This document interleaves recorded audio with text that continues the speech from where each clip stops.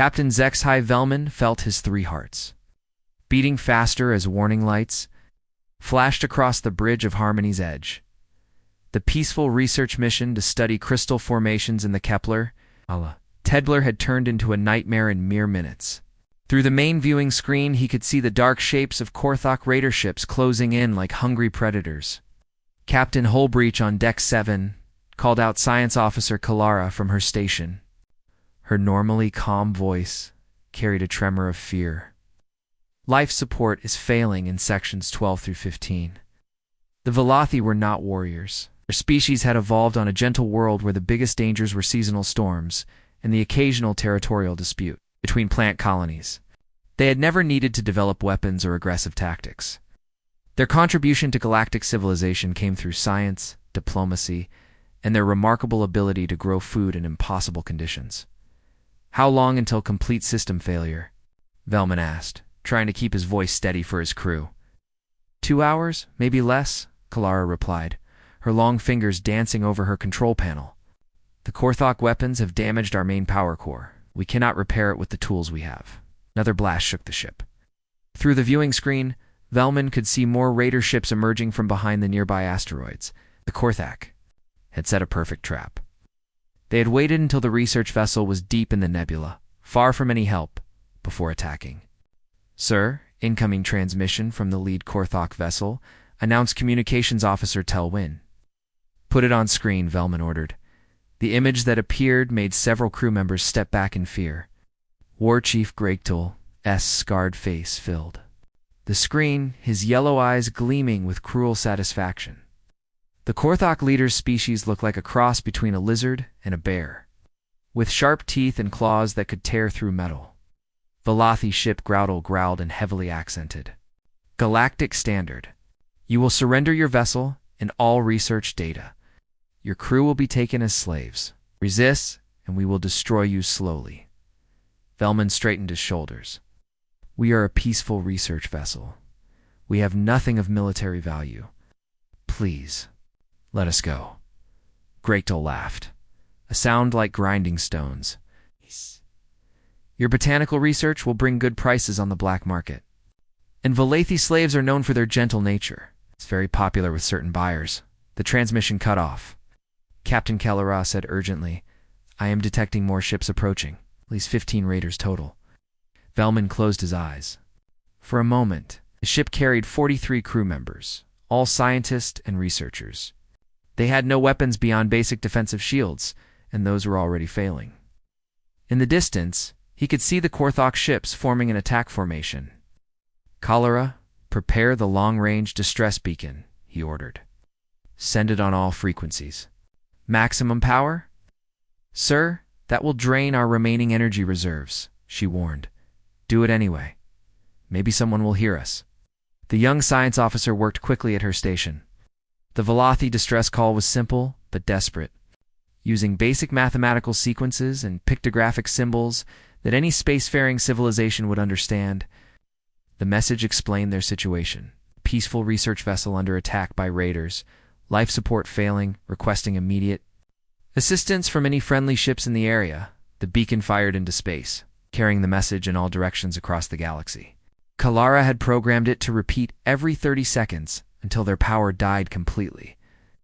"Message sent, Captain," she reported.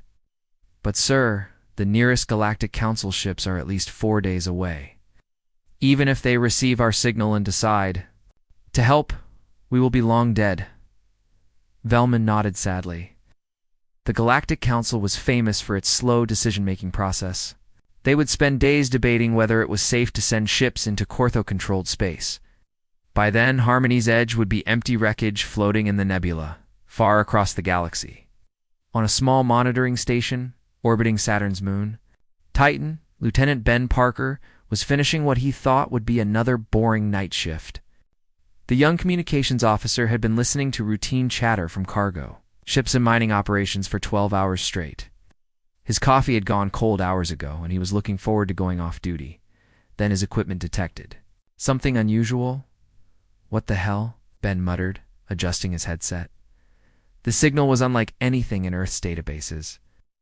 It came from the direction of the Kepler Nebula, far beyond human space. The mathematical sequences were clearly artificial. The patterns were completely alien. Ben called up his translation software and began analyzing the signal. It took several minutes, but slowly the meaning became clear. This was a distress call from an unknown species. They were under attack and dying. "Commander Sullivan to communications," came a voice over the intercom. "Yes, sir," Ben replied, pressing the response button. "Parker, we are getting unusual readings from your station." "What is going on?" "Sir, I think you need to see this. I am receiving a distress call from an alien species." There was a long pause. "I will be right there." Commander Jake Sullivan arrived within minutes, accompanied by Dr. Lisa Monroe, the station's chief scientist. Sullivan was a career military officer, tall and broad-shouldered, with the kind of calm confidence that came from 20 years of dealing with emergencies. Dr. Monroe was smaller and quieter, but her sharp eyes missed nothing. "Play the signal," Sullivan ordered. Ben replayed the alien transmission. The mathematical sequences filled the room with their strange, urgent rhythm. Dr. Monroe listened carefully, making notes on her tablet. "It is definitely a distress call," she confirmed. "Basic pictographs showing a ship under attack, life support failing, requesting help. The transmission is coming from approximately 200 light-years away." "Any idea what species sent it?" Sullivan asked. "Unknown. But Jake, look at this." She showed him her tablet. The signal includes technical specifications. Their ship uses bioorganic systems completely different from our technology, and their atmospheric requirements suggest they evolved on a very gentle world.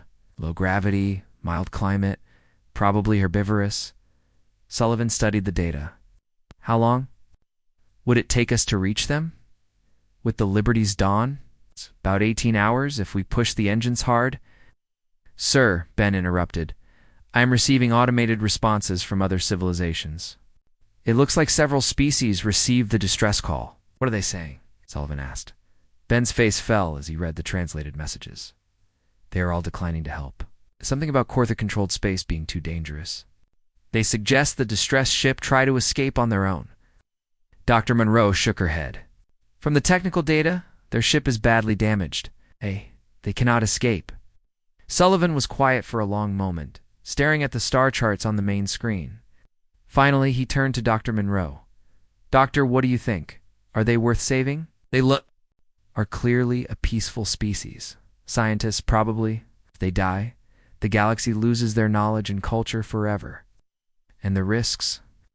The Korthok are known raiders, but they usually operate with small fleets. Nothing we cannot handle. Bigger risk is political. Earth government has not authorized first contact with any species yet." Sullivan smiled grimly. "Sometimes you have to make command decisions. Ben, send a message to Earth Command. Tell them we are launching a rescue mission to establish peaceful contact with a new alien species. We depart in 1 hour." "Sir, should we wait for orders?" Ben asked. "Lieutenant, by the time Earth's bureaucrats finish debating, those aliens will be dead. Sometimes doing the right thing means not waiting for permission." Dr. Monroe was already gathering her equipment. "I will prepare the first contact protocols." "Jake, this could change everything. You might be about to introduce humanity to galactic civilization, or start an interstellar war," Sullivan replied. "But I would rather take that risk than let innocent people die when we could have helped them." As the Liberty's dawn prepared for departure, none of the humans realized they were about to make history. They thought they were simply answering a distress call, the way any decent person would. They had no idea that most galactic civilizations would consider their rescue mission impossible, or that their willingness to risk their lives for strangers would mark humanity as something completely new in the galaxy. In the depths of space, the Velothi continued their desperate fight for survival, unaware that help was coming from the most unlikely source imaginable. The Liberty's dawn dropped out of faster-than-light travel at the edge of the Kepler Nebula, with a flash of blue energy. Commander Jake Sullivan stood on the bridge, watching the main screen as the stellar fog cleared to reveal a scene of destruction. "My God," whispered Navigator Tim Brooks from his position at the helm. "Look at that. The alien research vessel hung in space like a broken toy. Its organic curves were scarred with blast marks, and atmosphere leaked from multiple hull breaches. Around it, like sharks circling wounded prey, 7 Korthok raider ships moved in slow hunting patterns. Distance to the alien vessel, Sullivan asked. 12,000 kilometers, replied Chief Engineer Roy Davis. The raiders have not noticed us yet. Dr. Lisa Monroe was studying her scanner readings with growing amazement. Jake, the alien ship is incredible. It appears to be partially grown rather than built. The hull has a cellular structure similar to plant tissue, but reinforced with some kind of metallic compounds. Can it be repaired? Sullivan asked. Maybe, but not by conventional methods. We would need to understand their biotechnology first. The other side of the battlefield. Captain Zexai Velman was trying to keep his crew calm as their ship continued to die around them. The life support systems were failing faster than expected, and the Korthok raiders were taking their time, enjoying the slow destruction of their helpless prey. Captain, Science Officer Kellerock called out, her voice weak from breathing the increasingly thin atmosphere. I am detecting a new ship. It just appeared at the nebula's edge. Velman turned to look at her scanner display. The newcomer was unlike any vessel in the Galactic databases. It had sharp angles and aggressive lines built from some kind of metal. Alloy, most strange of all, it was moving directly toward the battle zone at high speed. Unknown vessel. Came a transmission in heavily accented Galactic Standard. This is War Chief Graktal of the Korthok Swarm. You will leave this area immediately or be destroyed. The reply came quickly, in clear Galactic Standard with an unusual accent. This is Commander Sullivan of the Earth vessel Liberty's Dawn. We received a distress call from the damaged ship. We are here to provide assistance. Graktal's laughter echoed across all frequencies. Earth?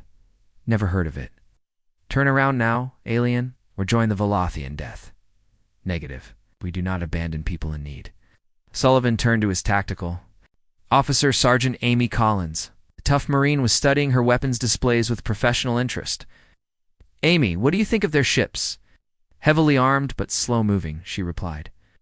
Their weapons look powerful, but they seem designed for attacking stationary targets. I think we can take them. Roy, can you get us close to the alien ship? The chief engineer grinned. Jake, I can thread this ship through an asteroid field at full speed. Getting past those raiders will be easy. Tim, plot a course through the debris field. Use the larger chunks for cover? Sir, that course will take us within 50 meters of some pretty big rocks, the navigator warned. Good. The closer the better. What happened next amazed both the Velothi and the Korthok. The human ship accelerated directly into the debris field, at a speed that should have been suicidal. It weaved between asteroids with impossible precision, using rocks the size of buildings as shields against enemy fire. Impossible, breathed War Chief Graktal, watching his tactical display. No organic pilot can react that fast. But Tim Brooks was not just reacting. He was anticipating, calculating, using instincts developed from years of flying through Earth's chaotic weather systems and crowded orbital traffic. What seemed recklessly dangerous to other species was simply challenging to a human pilot. Liberty's Dawn emerged from the debris field right next to the damaged Velothi ship. Immediately, Roy Davis and his repair team began suiting up for emergency repairs. Doc, try to establish communication with the aliens, Sullivan ordered. Let them know we are here to help. Dr. Monroe activated the translation protocols. Unknown. Vessel, this is Dr. Monroe of the Earth ship Liberty's Dawn. We received your distress signal. Can you understand this transmission? Inside the Harmony's edge, Captain Velman stared at his communications panel in disbelief. They came, he whispered. Someone actually came to help us. Captain, shall I respond? Asked Kellera. Yes, quickly. Earth. Ship, this is Captain Velman of the Velothi research vessel Harmony's Edge. We are grateful for your response, but you should not have come. The Korthok will destroy you too. Dr. Monroe smiled as she replied. Captain Velman, humans do not run from bullies. We are here to get you out of this situation. What is your current status? Life support failing? Main power core damaged beyond our ability to repair? 43 crew members, all in immediate danger, understood. You're sending over a repair team. Roy Davis and his engineers were already at the airlock, wearing heavy work suits designed for the harshest conditions. What they were about to attempt would have terrified most galactic species. They planned to cross open space during an active battle, board an alien ship with completely unknown atmospheric conditions, and attempt repairs using tools and techniques that might not even work on alien technology. Roy, are you sure about this? Sullivan asked over the comm system. Jake, I have been fixing broken machines in impossible conditions for 20 years.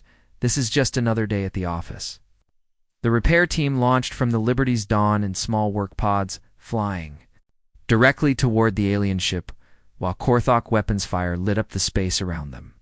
They moved with the casual confidence of people who regularly worked in environments that would kill most beings in the galaxy.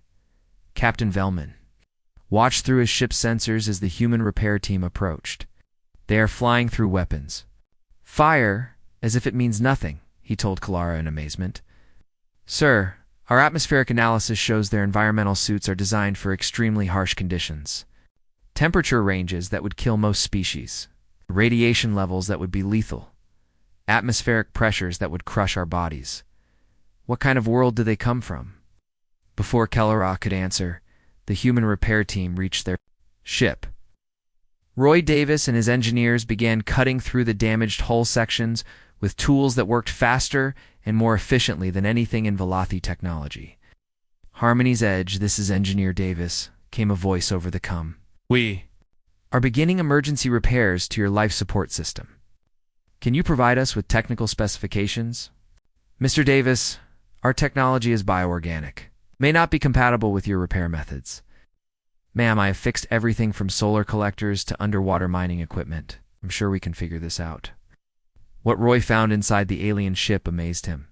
The walls were alive, growing and healing themselves where possible. The damaged sections looked like wounded tissue rather than broken machinery. But Roy was an engineer, and he understood systems regardless of whether they were mechanical or biological. Jake, you need to see this, he reported to Commander Sullivan. This ship is incredible. It is not just built, it is grown.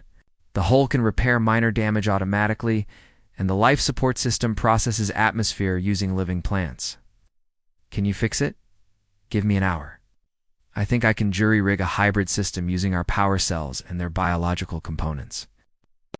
Roy worked. Dr. Monroe established better communication with the Velothi crew.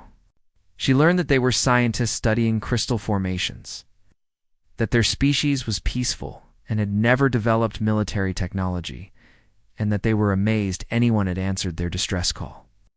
Dr. Monroe, Captain Velman said, during one of their conversations, "May I ask what kind of world Earth is?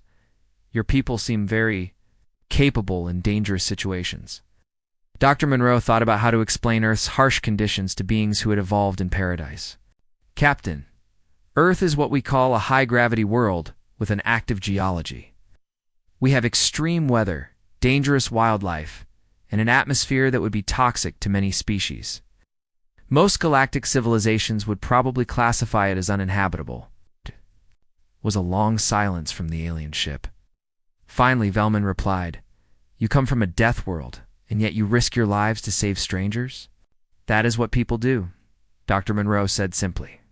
"When someone needs help, you help them." Roy's voice came over the comm system. "Hey, Jake.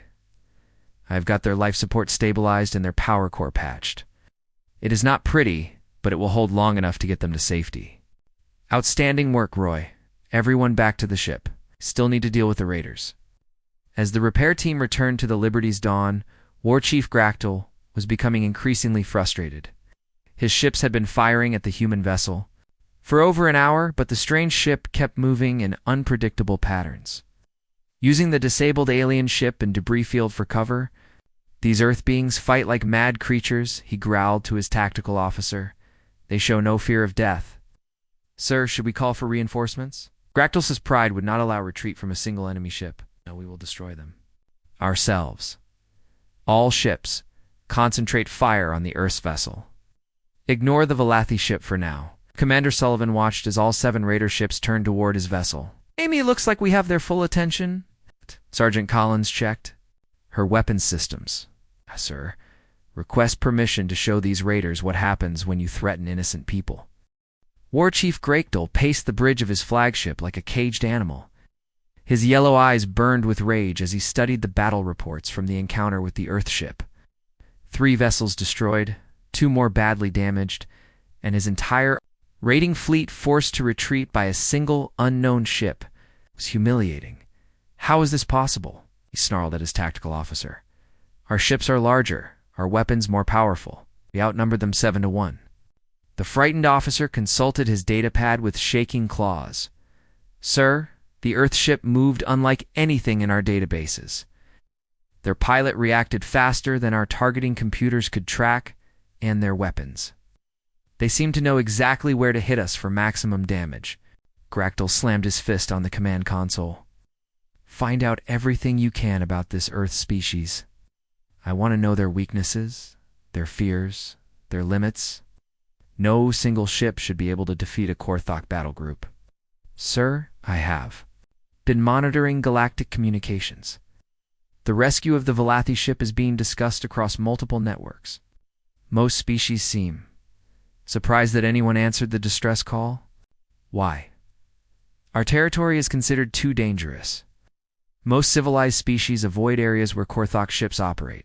Galactic's scarred face twisted into a cruel smile. Then these Earth beings are either very brave or very stupid. Either way, they will regret interfering with Korthok business. Meanwhile, aboard the Liberty's Dawn, Dr. Alex Carter was analyzing the debris from the destroyed raider ships. The military scientist had joined the mission specifically to study alien technology, and what he found fascinated him. Commander Sullivan, he called from his laboratory. You need to see this. Sullivan and Dr. Monroe joined Carter at his workstation, where pieces of Korthok technology were spread across examination tables. Their weapons are actually quite advanced, Carter explained, pointing to a damaged energy cannon. Much more sophisticated than anything we have. But look at this. He showed them a targeting computer that had been pulled from one of the destroyed ships. It is designed for very precise, calculated attacks against slow-moving targets. The reaction time is built for species that think and move much more slowly than humans do. Dr. Monroe studied the alien circuitry. How much slower? Based on these reaction protocols, I would guess the average Korthok takes about 3 seconds to process and respond to a new threat. Tim Brooks was making course corrections every half-second during the battle. Sullivan nodded thoughtfully. That explains why they seemed confused by our tactics. They were not expecting enemies who could think and react so quickly. There is more, Carter continued. Look at their ship design. He pulled up holographic displays of the raider vessels, heavy armor, powerful weapons, but very limited maneuverability. These ships are built like fortresses, not fighters. They are used to enemies who stand still and fight, Sullivan realized. When we started moving unpredictably, their entire tactical system broke down. On the bridge, Captain Velman was learning similar lessons about human capabilities. His ship was now traveling in formation with the Liberty's Dawn toward the nearest safe system, and the cultural exchange between the two crews had been enlightening for both species. Dr. Monroe, he said during one of their regular communication sessions, I have been studying the technical specifications your engineers shared with us. Your ship can operate in environmental conditions that would destroy most vessels. What do you mean? She asked. The temperature ranges, radiation levels, gravitational stresses, ...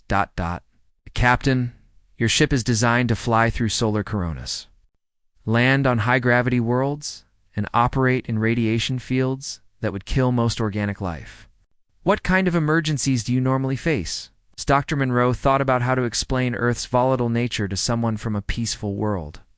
Captain, Earth is what we call an active planet. We have volcanic eruptions, massive storms, earthquakes, floods, and radiation from solar flares.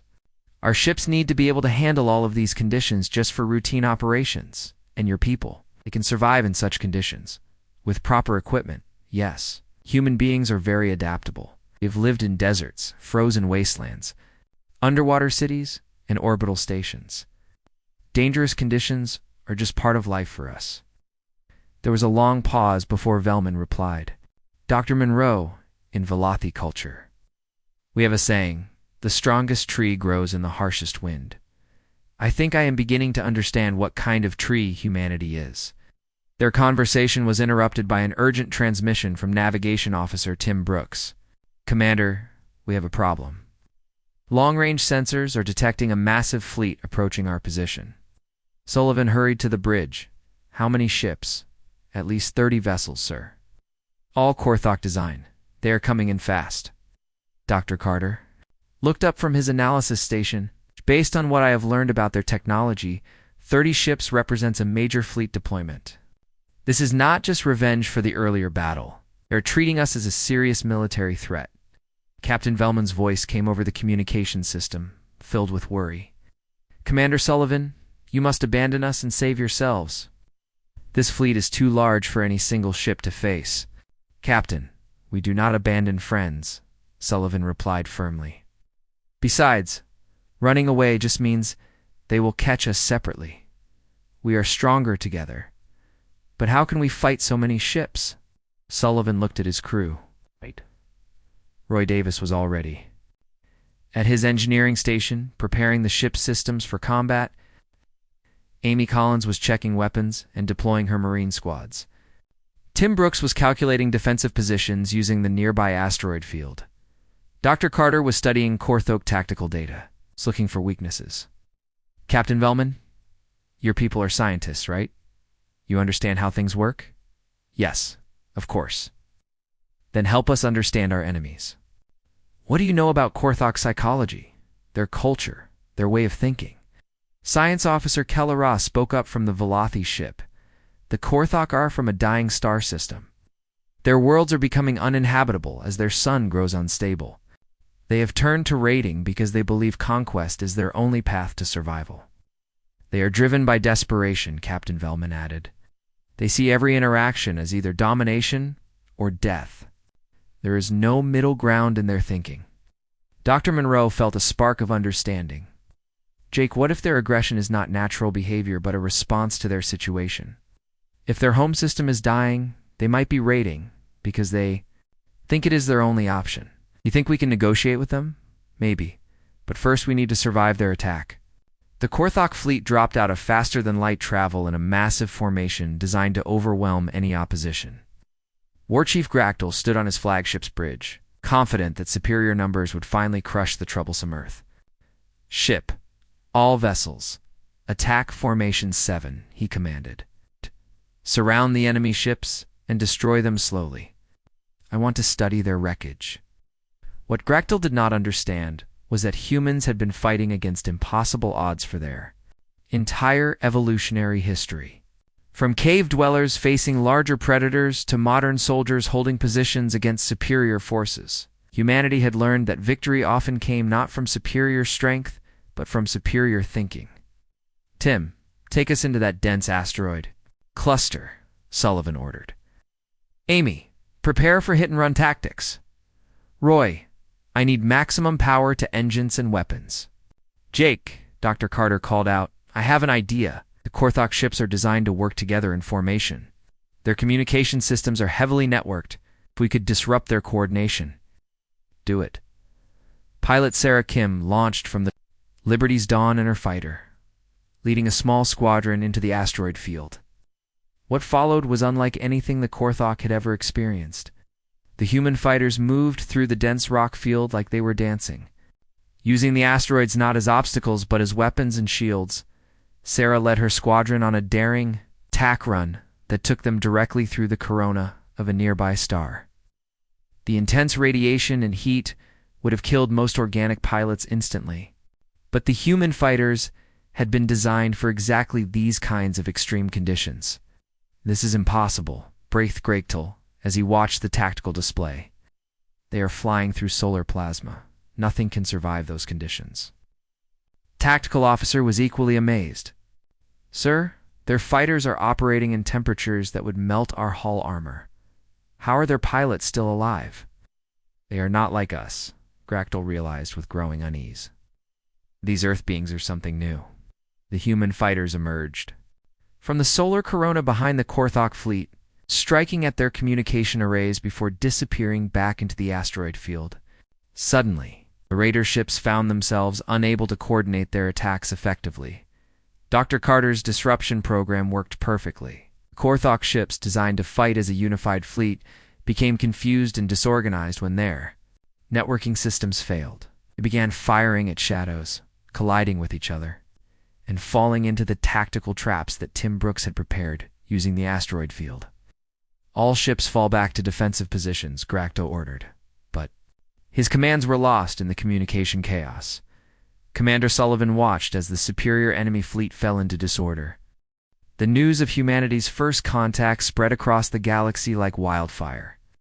In the great council chambers of the Galactic Cooperation Council, representatives from dozens of species gathered in emergency session to discuss the emergence of this new Deathworld species. Ambassador Thexlani of the Aquatic Federation rose from her water-filled speaking platform, her translucent blue skin shimmering with concern. Fellow council members, we have received disturbing reports from the Kepler Nebula, an unknown species.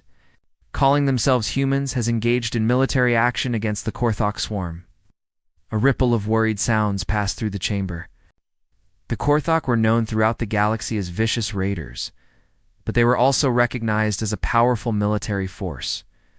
The idea that any single species could defeat them in open combat was almost unthinkable. "What do we know about these humans?" asked Representative Quinder of the Silicon Collective, his crystalline form refracting the chamber's light into dancing patterns. "Very little," Dexlani admitted. "They claim to come from a world called Earth, which appears to be located in an unexplored region of the outer spiral.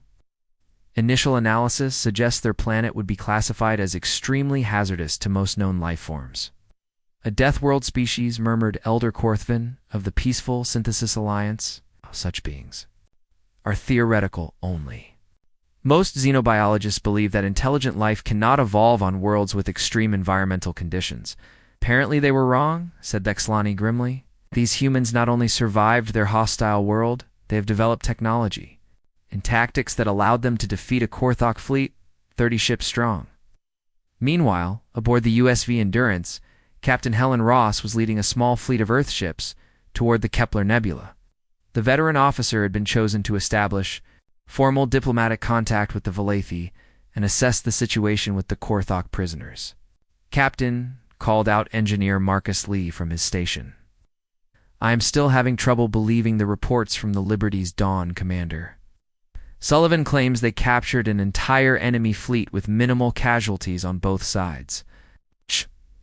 Jake Sullivan is not known for exaggeration," Ross replied.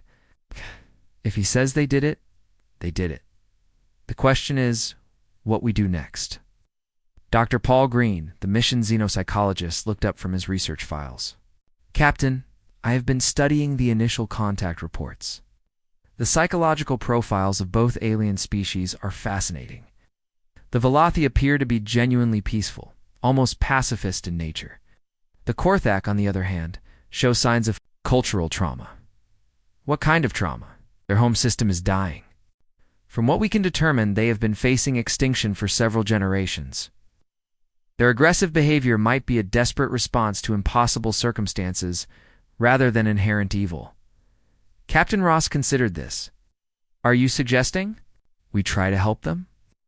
"I am suggesting we try to understand them. Their aggression comes from desperation. Perhaps we can address the root cause instead of just fighting the symptoms." Like in the Kepler Nebula Commander Sullivan was facing exactly that challenge. War Chief Gractal sat in the Liberty's Dawn's conference room, his massive form barely fitting in the human-sized chair.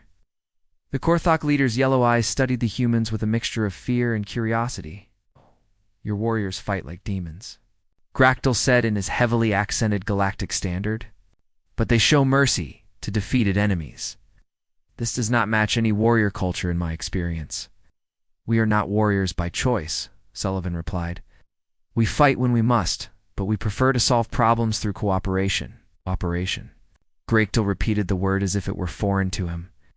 "Your species comes from a death world, yet you speak of cooperation. How is this possible?" Dr. Monroe leaned forward. "War Chief, may I ask about your home system?" We understand it is facing some kind of crisis. Gregtel's expression darkened. Our sun grows unstable. Solar flares destroy our atmosphere.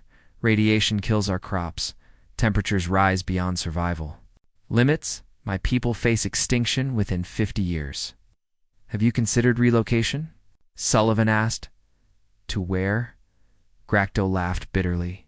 The habitable worlds are all claimed by other species. They see us as raiders and monsters. None will accept Korthok refugees. What if we could find you worlds that other species consider uninhabitable? Dr. Monroe suggested. Gretel stared at her. Possible. If other species cannot live there, how could we? With human help, Sullivan said simply. We have experience making hostile worlds livable. It is what we do. Captain Velman, listening from the Harmony's edge, spoke up over the communication link.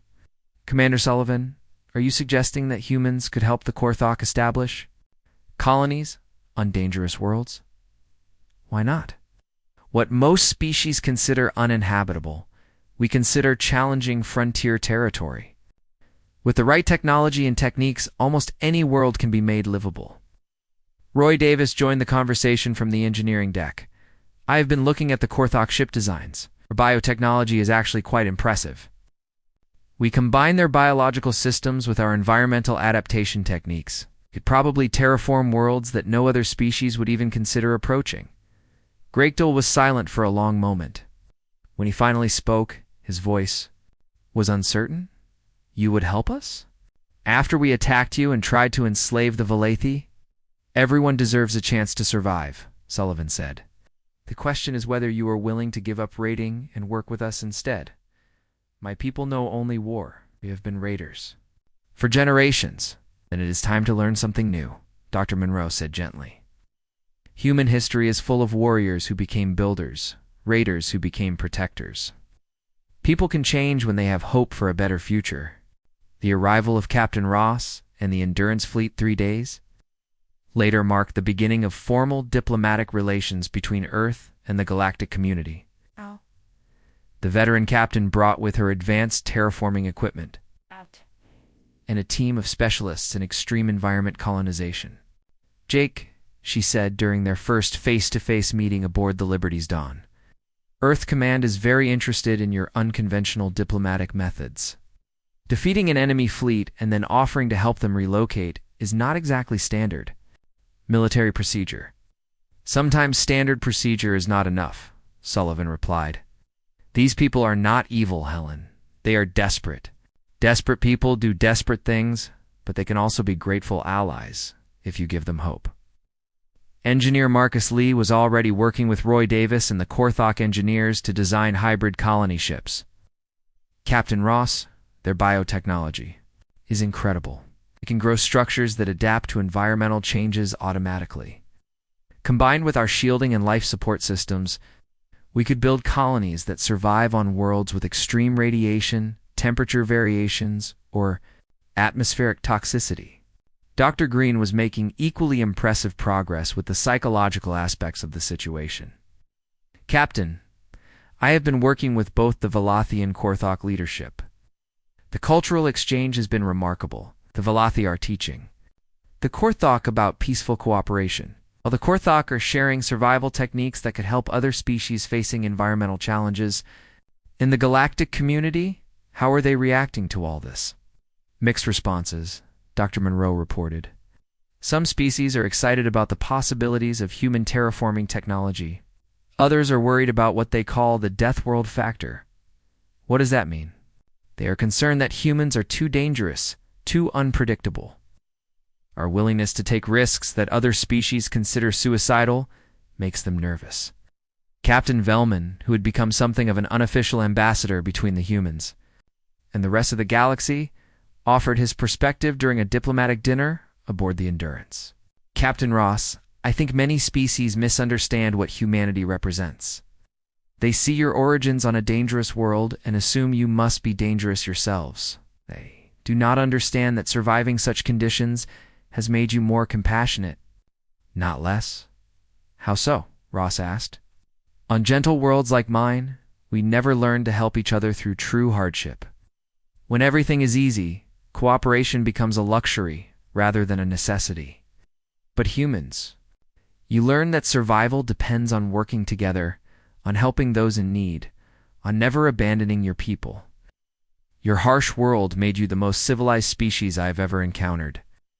Gregtal, who had been quietly eating at the far end of the table, suddenly spoke up. The Velothi speaks truth. My people forgot this lesson. We thought strength meant taking from others. You have shown us that true strength means lifting others up. So what happens now? Dr. Green asked. Now we build something new, Sullivan said. The Emergency Response Coalition. Humans, Velothi, and reformed Korthok working together to answer distress calls across the galaxy. We combine Velothi science, Korthok survival skills, and human adaptation techniques. An organization dedicated to helping species in crisis, Captain Ross mused. I like it. But will the galactic community accept such a group? Captain Velman smiled, his large eyes twinkling with amusement. Captain, after word spreads about humans turning their worst enemies into their closest allies, I think the galaxy will be very interested in learning from Earth's diplomatic methods. 6 months after the first distress call from the Harmony's Edge, Ambassador David Stone stood in the gardens of the First Earth Embassy on an alien world. The building itself was a marvel of cooperation between 3 species, Velothi, bioarchitecture, that grew living walls and self-sustaining ecosystems, Korthok engineering that could withstand any environmental disaster, and human technology that made it all work together. Ambassador Stone called Science Officer Kalara as she approached through the flowering pathways. The young Velothi had become Earth's primary liaison with the galactic scientific community. The morning briefing is ready. Stone smiled as he followed her toward the embassy's main conference room. The building was located on Serenity's garden, the Velothi homeworld, to become the unofficial capital of what the galaxy now called the Emergency Response Coalition. The planet's gentle environment provided neutral ground where species with very different needs could meet safely. In the conference room, Chief Velothi Ambassador Ralmesh was reviewing the day's emergency calls with Captain Helen Ross and the reformed War Chief Gregtal, who now preferred to be called Chief Engineer Gregtal. We have 3 active distress situations, Ambassador Ralmesh reported in his calm, musical voice. A solar storm threatening the Crystalline Collective's mining stations, a volcanic eruption on New Harmony that has trapped colonists, and a ship collision in the Tau Ceti shipping lanes. Assignments? Stone asked, taking his seat at the round table that had been designed so no species sat higher than any other. Captain Ross consulted her datapad. The USV Endurance is handling the shipping lane rescue. Routine operation for us. The volcanic situation is more interesting. How so? Gregtal asked, his scarred features showing genuine concern for the trapped colonists. New Harmony is a joint colony established by 3 species who thought they could share a peaceful agricultural world, Dr. Lisa Monroe explained as she joined the meeting. The problem is that none of them prepared for natural disasters. Oh, you have. Volcanic eruption has created conditions that would challenge any single species. But not all 3 working together, Stone realized. Exactly. The Aquatic Federation colonists can handle the toxic gases. The Silicon Collective can work in the high temperatures near the lava flows, and the Peaceful Synthesis Alliance has the medical facilities to treat radiation exposure. You just need someone to coordinate the rescue and provide equipment that can operate in all those conditions simultaneously. Gregtal's eyes lit up with enthusiasm. My people of experience. With hostile environments, the new hybrid colony ships we designed with human technology could easily handle those conditions. The real challenge, added Kellara, is that this will be the first major rescue operation conducted entirely by the Emergency Response Coalition. The galactic news networks will be watching our every move. Stone nodded thoughtfully.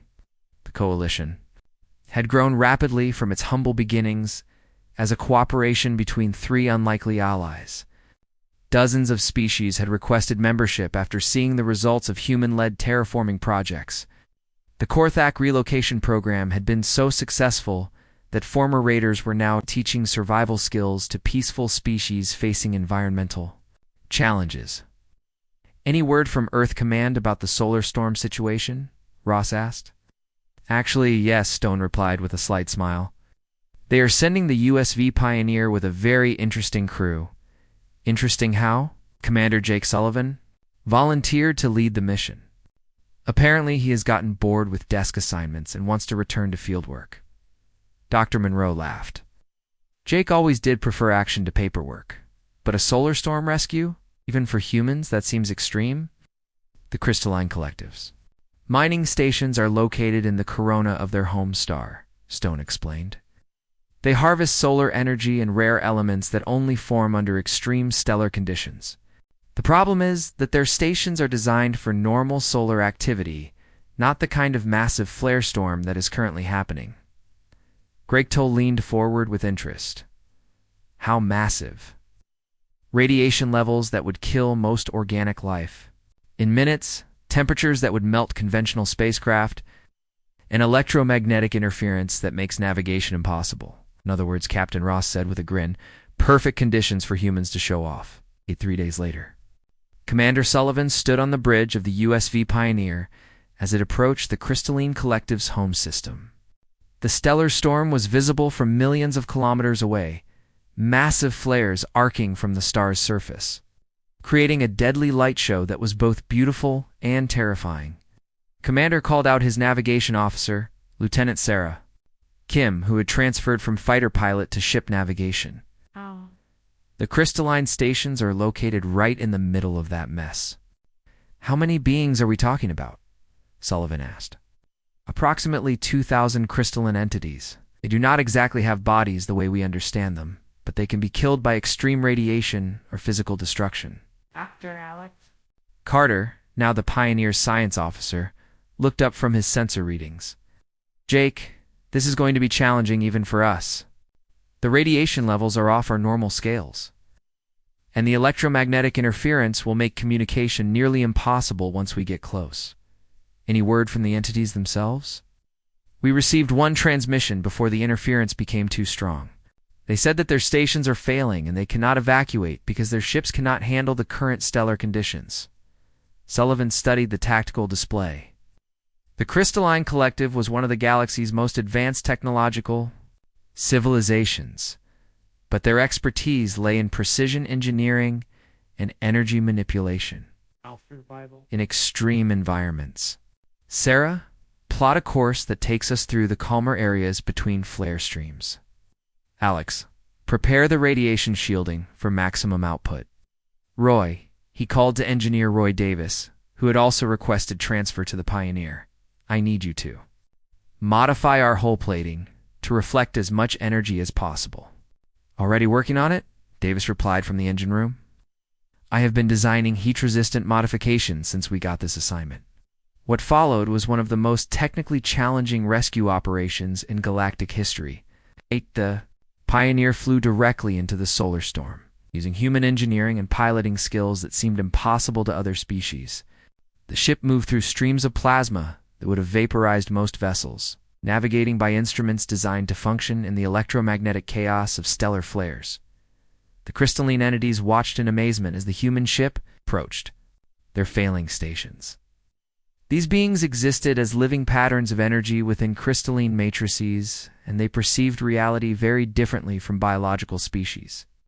To them, the humans appeared as incredible sources of determination and purpose, somehow maintaining coherent thought and action in conditions that should have reduced any organized matter to component atoms. Human vessel came a transmission that barely penetrated the interference. You cannot survive in these conditions. Your organic forms will be destroyed. Crystalline Station, this is Commander Sullivan. We're here to evacuate your people. Prepare for emergency transport. Impossible. Our energy matrices cannot exist within your ship's environment. Out. Dr. Carter had anticipated this problem. Commander, I have modified our cargo bays with crystalline technology we received from the Coalition archives. We can create temporary housing for energy-based life forms. The rescue took 18 hours of delicate work in conditions that would have killed most galactic species. Human engineers worked in radiation suits that barely kept them alive manually, connecting evacuation equipment while stellar flares erupted around them. The crystalline entities found themselves transported into specially designed chambers aboard the Pioneer, marveling at the humans' ability to function in impossible circumstances. When the Pioneer finally emerged from the stellar storm carrying all 2,000 refugees, the galactic news networks were waiting. The rescue had been monitored by dozens of species, all amazed that anyone had been willing to attempt such a dangerous mission. Ambassador Stone watched the coverage from his office on Serenity's garden. Reports showed the Pioneer's hull, scarred and blackened from radiation exposure, but intact and successful. More importantly, they showed interviews with the rescued crystalline entities. The humans did not hesitate, one entity told the reporter, its voice translated from energy patterns into audible speech. When we explained that the conditions would be lethal to organic life, they simply began calculating how to survive them. To them, impossible appears to mean requires creative thinking. A few weeks later, Stone stood in the same embassy gardens where his day had begun. But now, he was not alone. Representatives from over 50 galactic species had come to Serenity's garden for the first annual Emergency Response Coalition conference. The gathering was remarkable in its diversity.